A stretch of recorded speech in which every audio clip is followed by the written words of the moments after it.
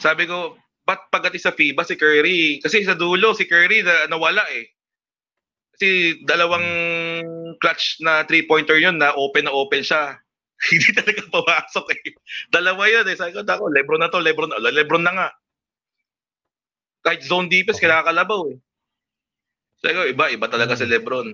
Doon lang sila magkakaproblema sa individual, yun nga, yung cohesiveness nila.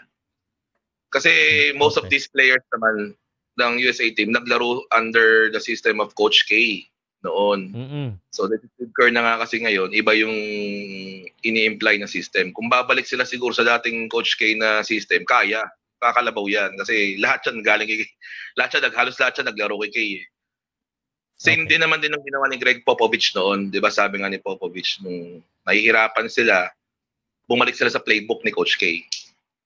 Kasi yun na mismo yung nilagay nila na system ni Coach K kasi yun na yung identity ng USA team eh. Yun talaga para sa kanila. So, yun lang. Napraning lang sila. Nagmimintis lahat. Yun. May tulog sila. Totoo lang. Yun na. Pwede naman sa tingin ko. Kasi nangyari Dusty, salamat Go ahead. Sige. I mean, yun lang. Masaya lang ang Olympics kasi parang lahat sila on the same level. Okay. Yung top 12 na yan in the world. Sila na talaga yun. Ayun na nga. Ayun. Okay. Bro, salamat Salamat sa akit ka ulit next time. Medyo pag wala ko sa mas kino-consistent ko na yung Tuesday, Thursday na basketball. So, you're always welcome to join. Salamat, brother. Thank you.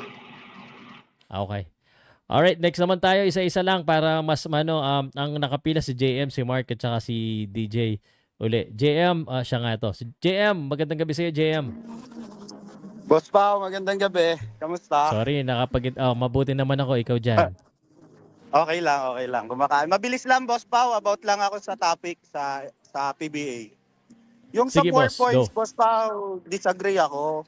Though wala naman akong karapatan para anuhan sila. Siyempre sa akin, anong sense para lagyan mo ng 4-point play? Ang daming problema pa sa PBA, di ba?